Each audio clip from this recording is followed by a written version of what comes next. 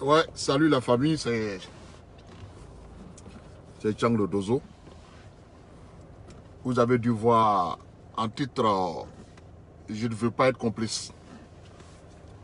Voilà, je ne veux pas être complice parce que je vois ce qui se passe sur la toile. Et en tant que cyber-militant RHDP, en tant qu'Ivoirien d'abord, je ne pouvais pas rester sans mot dire. Je ne pouvais pas rester sans dire, sans donner mon avis sur ce qui se passe en Côte d'Ivoire actuellement. J'ai vu la déclaration du président Ouattara de son investiture, de sa candidature, de sa victoire qui a été confirmée par le Conseil constitutionnel. J'ai apprécié son discours. J'ai été heureux que cette victoire soit enfin validée par le Conseil constitutionnel, après tout ce qu'il y avait comme rumeur-ménage, avec tout ce qu'il y a comme rumeur, avec tout ce qu'il y a comme menace. On a attendu plein de choses. Ouattara ne verra pas octobre 2020. Ouattara ne sera pas candidat en 2020. Ouattara ne sera pas prochain président de la Côte d'Ivoire en 2020. Tout ça, on a attendu. Dieu merci. Il y a eu les élections. Il a vu 2020, octobre 2020. Il a été candidat en 2020. Il a été élu par les Ivoiriens à 53% des Ivoiriens et 94% de tous ces 53%. Et sa victoire a été validée par le Conseil constitutionnel. Quelle victoire! Quelle victoire! Cette victoire vient de très loin. Cette victoire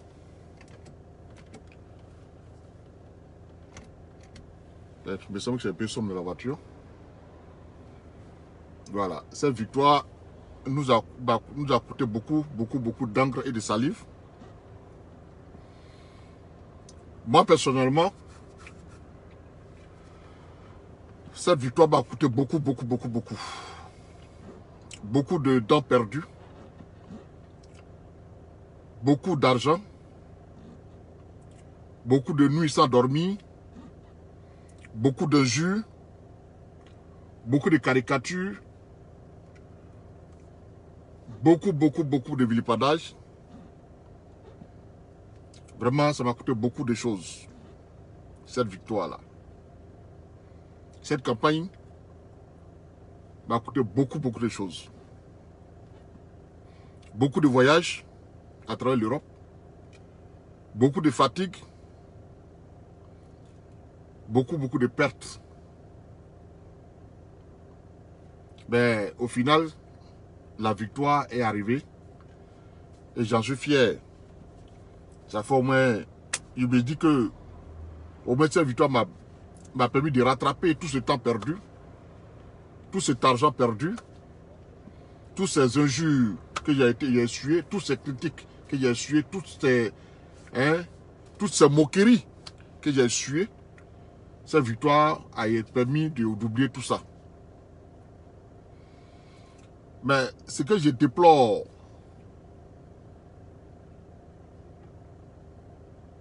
c'est ce qui se passe après la victoire. Ce qui se passe après la victoire. Je ne peux pas comprendre que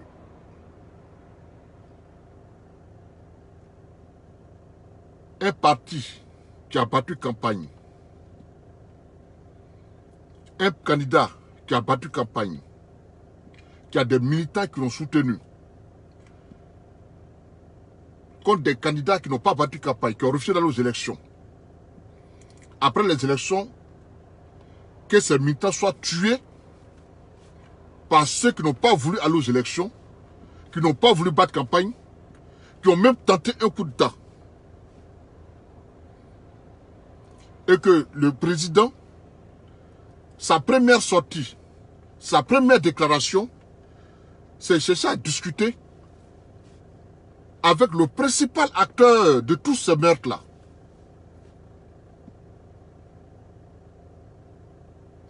Vraiment, j'ai eu un pincement au cœur.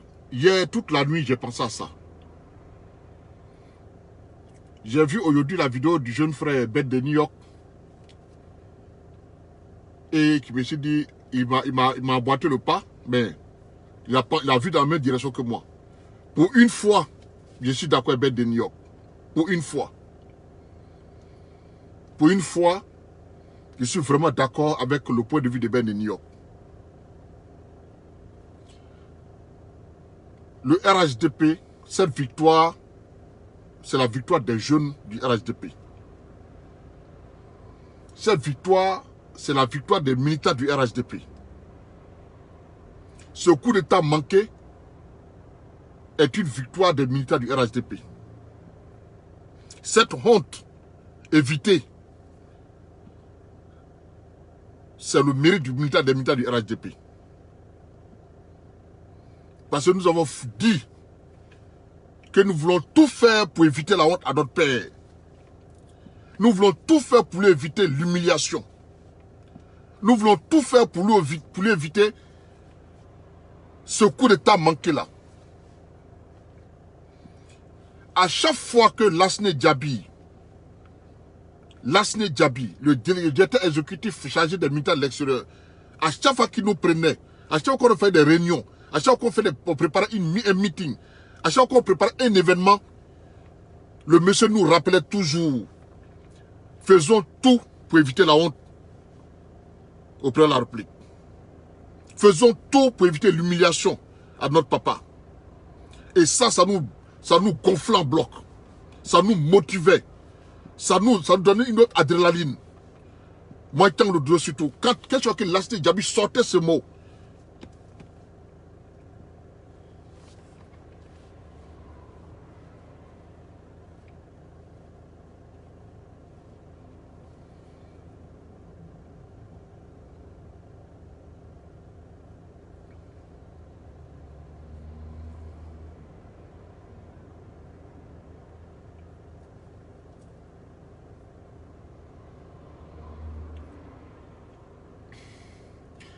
on ne peut pas traverser une situation comme ça et que, après cette victoire, après cette souffrance, après toutes ces épreuves, on continue de tuer des gens, on continue de tuer des militants du RHDP, on continue de tuer des gens qui dorment des jeux tranquillement chez eux, juste le malheur qu'ils ont fait d'avoir voté Alassane Ouattara, et que le président cherche à discuter avec Bédié, le Bédié même qui a la cause de tous ces malheurs que la Côte d'Ivoire traverse aujourd'hui. Le Bédié lui-même qui a la cause de toutes les souffrances que la Côte d'Ivoire traverse aujourd'hui. Le Bédié lui qui a la cause de toute cette ivoirité, cette maudite ivoirité qui a envoyé tous ces problèmes en Côte d'Ivoire. La première personne avec qui Ouattara avait discuté, c'est Bédié.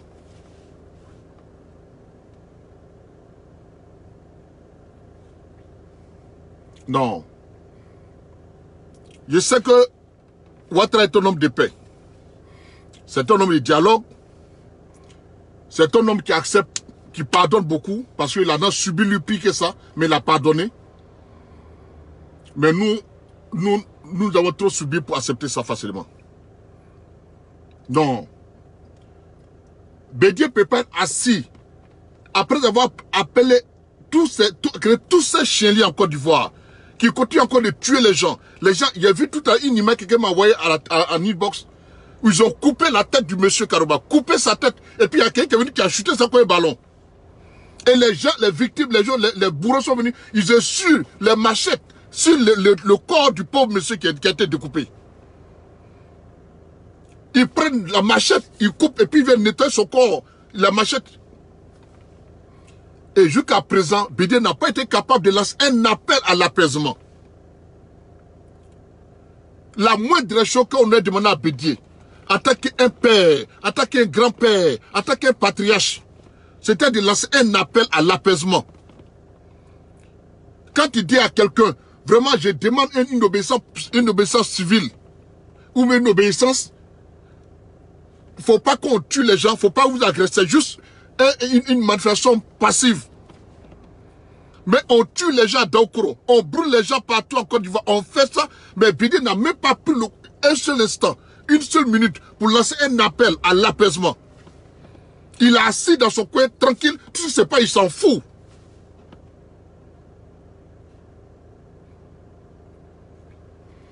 Ce que Bédié a fait là, c'est un coup d'État qui a manqué. Ce que l'opposition essaie de faire, cette CNT là, le CNT qu'ils ont voulu mettre en place, c'était un coup d'État manqué. C'était la désobéissance civile, c'était un coup d'État déjà. Devant la population de sortir, de faire partie le président Ouattara comme ils ont fait au Burkina Faso. C'était l'objectif de Bédié. Et tous les membres les gars de l'opposition. Et quand le CNT, c'était aussi encore le deuxième coup d'État qu'il a essayé encore de faire. Parce qu'il a vu que l'action des jeunes, l'action de la désobéissance n'était pas aussi rapide, n'était pas concrète. Donc il a créé le CNT, le Conseil national de transition, pour pouvoir faire partie Ouattara. C'est un coup d'État. Ah bon? Donc on peut discuter avec les gens. Donc on peut discuter. Les gens qui ont tenté des coups d'État, on peut discuter avec eux alors. Donc quand quelqu'un essaie un coup d'État, que ça n'a pas marché, on peut discuter avec lui. Encore. Là, je suis vraiment étonné. Je suis un militaire du RHDP. D'abord du RDR depuis 1994. J'ai tué tout ce qu'il fallait tuer. J'ai supporté tout ce qu'il fallait supporter. Jusqu'à l'action du président Ouattara au pouvoir. Je ne peux pas compter à subir ça. Je ne peux pas compter à subir ça. Je ne peux pas accepter d'être à l'opposition, que tu sois massacré, que les gens soient tués, qu'il y ait des articles 125. Les gens ont été brûlés vifs, avec des pneus au cou, brûlés vifs, avec du carburant, brûlés vifs. Ils ont été découpés à la machette. Ils ont été enterrés en plusieurs dans les charniers. Juste parce qu'ils ont commis le péché d'être du RHDP. Juste parce qu'ils ont commis le péché d'être des RDR. Juste parce qu'ils ont commis le péché d'être des gens du Nord. Ils ont été décapités, tués, brûlés vifs. Aujourd'hui, nous sommes au pouvoir et des gens encore continuent de subir la même chose. Non, ça me déchire le cœur.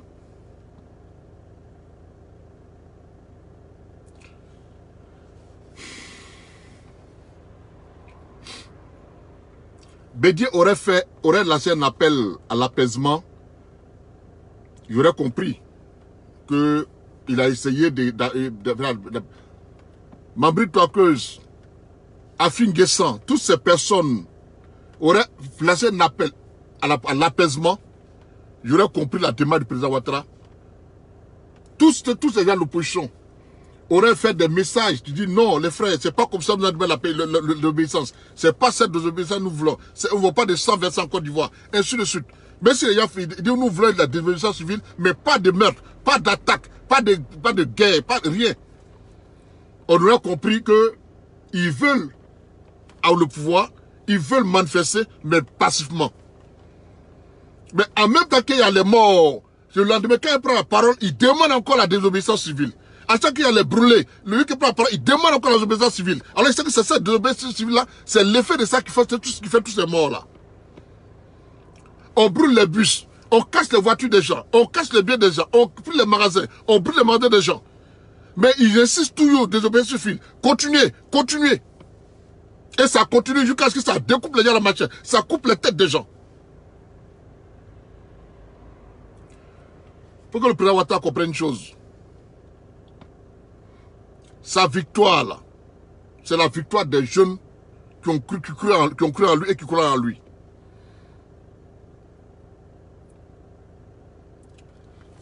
Bédié ne va plus jamais, je dis bien, plus jamais aimer Ouattara. Bédié ne va plus jamais faire confiance à Ouattara. Bédié ne va plus jamais accepter quoi que ce soit de Ouattara. S'il accepte aujourd'hui de suivre Ouattara, c'est parce qu'il se trompe en position de faiblesse. Sinon, jamais il va jamais rien accepter. Et si elle l'entretient, il y a la discussion, puis le chose, tu vois pas là, le chose, comment on appelle ça, qu'il a demandé là.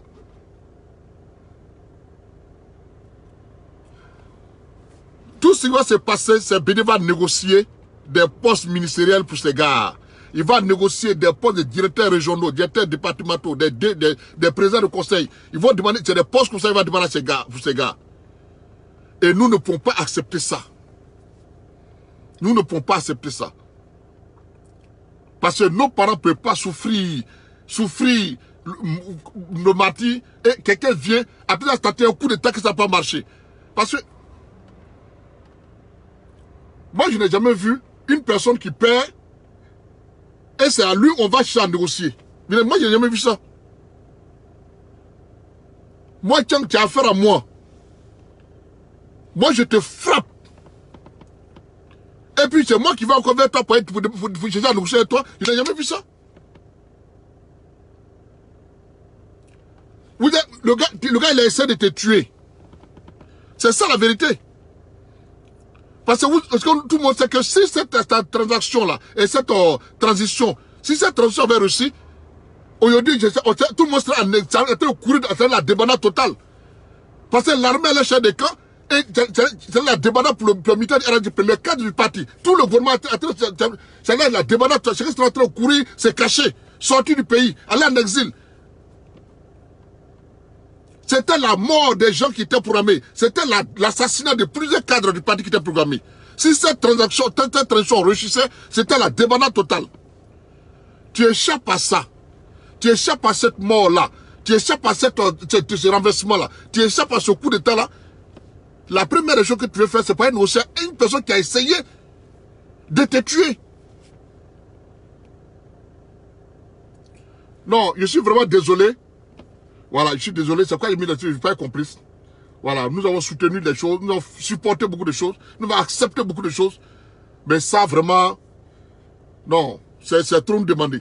Vraiment, moi, tant que personnellement, c'est trop me demander. Voilà, et je pense que aujourd'hui, j'ai beaucoup fait pour le RHDP.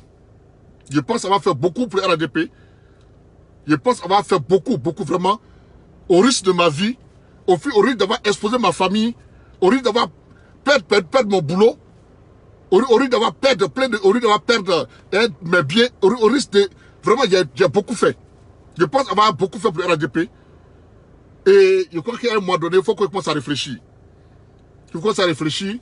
Vraiment réfléchir. Parce que je me demande, je me pose des questions vraiment. Voilà, je me pose vraiment des questions. Parce que l'objectif que j'avais a été atteint. Voilà, l'objectif a été atteint. Ouattara a été élu en 2010. Il a été réélu en 2015. Et on a mis campagne, battu campagne, malgré toutes les tralala, malgré toute la merde, toute la communication, tout le combat, nous avons mené le combat pour que 2020 il soit élu.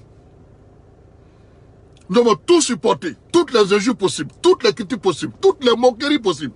Nous avons supporté. Parce que nous avons dit qu'il fallait qu'on évite la honte à notre père. Il s'est élu encore en 2020 là. Et il a été élu. Et encore mieux élu que les années précédentes. Je pense qu'on va faire beaucoup. Je pense qu'on va faire beaucoup. Parce que si c'est encore aller renégocier à Bédier, aller rediscuter à Bédier pour que Bédier nous impose encore des choses, il nous impose des ministres, il nous impose des chefs d'entreprise, il nous impose des PCA, pour que ceux qui ont su des choses soient encore assis chez eux. Ils n'ont rien. Je pense que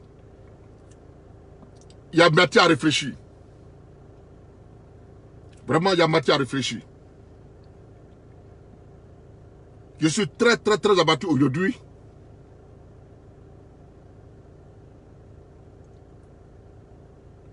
Très abattu aujourd'hui. Hier, j'ai pensé à toute la nuit. Je me suis posé beaucoup de questions. Et j'ai beaucoup hésité avant de faire cette vidéo-là. Vraiment.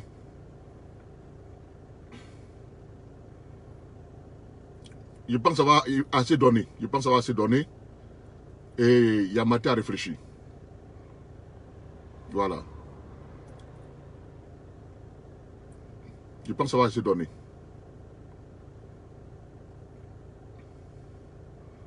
Aujourd'hui, il y aura le temps arrivé de prendre des grandes décisions, de prendre vraiment des grandes décisions. Ouais. Parce que je crois avoir fait beaucoup. Voilà. Je suis désolé, hein, les frères. Voilà.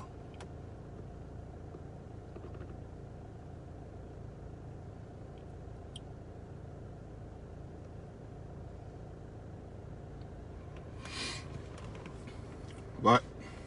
C'est la politique. On finit pas d'apprendre. On finit vraiment pas d'apprendre. Je suis tout.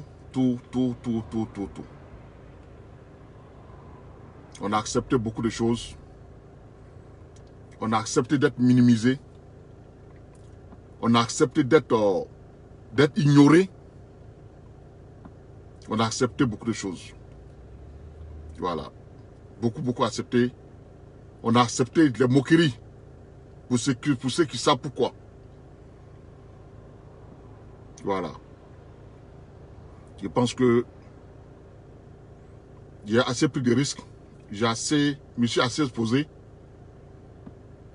Voilà, pour que je veux me trouver comme ça dans ces situations, c'est très déplorable. J'ai vu la vidéo du petit Ben. Il parlait comme si comme s'il avait parlé hier. C'est-à-dire tout ce qu'il disait, c'est ce qu'il y a dans mon cœur qui lui dit qu'il petit a tout sorti. Mais il fallait quand même que je sorte pour lui apporter mon soutien, pour lui dire que je soutiens son avis et je suis d'accord avec son point de vue. On ne peut pas accepter ça. Si on doit discuter avec quelqu'un, il faut que le président Ouattara, il appelle tous les cadres de l'opposition. Tout le monde. Voilà. Que ce soit Soro Diom, que ce soit Mabri Twakeuse, que ce soit Amontano, que ce soit Nyamnya, que ce soit Bédié lui-même, que ce soit Afingessa, c'est-à-dire tous les cadres de l'opposition, il doit appeler tout ce monde-là à s'asseoir et discuter. Il faut qu'il s'asseye avec tout ce monde-là pour discuter.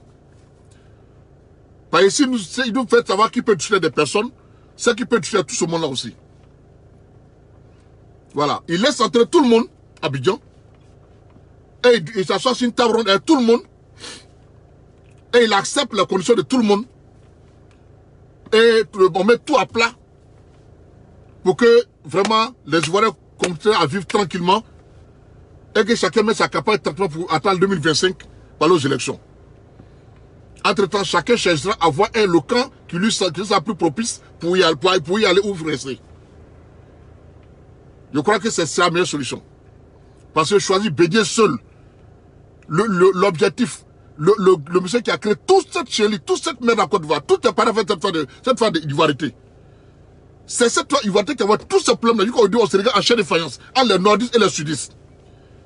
Tout est parti de Bédié. Et tout ce qui s'est passé dans ces derniers moments, et toute la tuerie qu'il y a eu à Gaoukro, à Dabou, à Bonnois, à Gagnois, à Divo, partout il y a la tuerie. Tout est parti à part de ce mot d'ordre-là, de désobéissance civile, qui a été commandité, qui a été organisé et qui a été lancé par Bédié. Et il n'a jamais lancé un seul mot d'ordre dans l'apaisement. Un seul mot. Il n'a fait qu'empirer la situation. Non. Jusqu'à aller à ta fin, il t'en a dit au coup d'État. Non.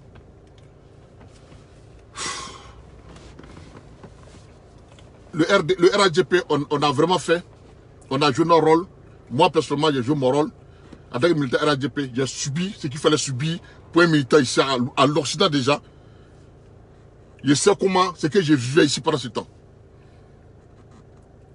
Ma société, ma petite entreprise à laquelle je me débrouille, a été menacée, a été dénoncée. J'ai tout subi ici. Actuellement, je suis en procès pour cette histoire de RADP là. Je suis en procès. Ma société a bat de l'aile. Après, je n'ai pas le temps de m'occuper de courir partout pour cette faire RADP. Je ne peux pas. Non. Ignorer ma famille, toujours en train des réunions, 1h du matin, 2h du matin. Organisez, prenez des risques. Sécurisez ici, sécurisez par là. Dieu merci, on sort un résultat. On n'a même pas fini de savourer ce résultat. On n'a même pas fini de savourer cette fête-là. Voilà un goût amer qui vient de la bouche. C'est le plus maudit de Côte d'Ivoire. Lui qui a créé toute la main de Côte d'Ivoire, c'est lui qui est la première personne à qui on doit tendre la main. Et qui va nous mettre ses conditions en plus. Et lui qui est le gros perdant. En tout cas, président Ouattara, moi je crois en toi. Tu as tout montré que tu es une personne à qui on peut croire, à qui on doit faire confiance. Mais ce coup-là, vraiment, c'est lourd à supporter. C'est vraiment lourd à supporter. C'est dur à accepter. Bon, on va regarder la suite. Ce que ça a donné. En tout cas, j'espère que tu me montreras que j'avais tort. Voilà. J'espère que tu me montreras que j'avais tort. De ne pas accepter cette rencontre-là. Voilà. Parce que le pire, c'est là que Bédi nous impose des choses. Il nous impose un gouvernement, il nous impose des militants, des gars au gouvernement. Parce que c'est ce qui va se faire. Voilà. J'étais au Dodo de Paris. Ciao, ciao la famille. Je suis désolé, hein. Voilà, pour ce qui a choqué certaines personnes. Je suis désolé. Voilà, je suis une personne qui a toujours voulu la paix, qui a toujours voulu la tranquillité, mais je ne peux pas comparer une personne qui a tenté de me tuer. Voilà, je ne vais pas tenter, mais pas comparer quelqu'un qui a tenté de m'honnir. Quelqu'un qui a tenté de me honnir, là. Oui, qui a tenté de honnir mon père. Moi, mais qui n'aime pas la honte d'abord, qui a tenté de honnir mon père. Je ne peux pas comparer cette personne-là. Et Ouattara, c'est un père pour moi. Je ne peux pas c'est quelqu'un qui a tenté de honnir Ouattara, qui a voulu le faire partir en exil, qui a sali son image à travers tout le monde. Que cette personne veut s'asseoir quoi lui, et puis c'est lui qui a nous pour un truc. C'est lui qui a perdu. Non. Je suis très, très, très dessus. Et j'espère bien, j'espère que je me suis trompé. J'espère que je me suis trompé, je me suis vraiment trompé. Merci. C'était au Dodo de Paris. Ciao, ciao.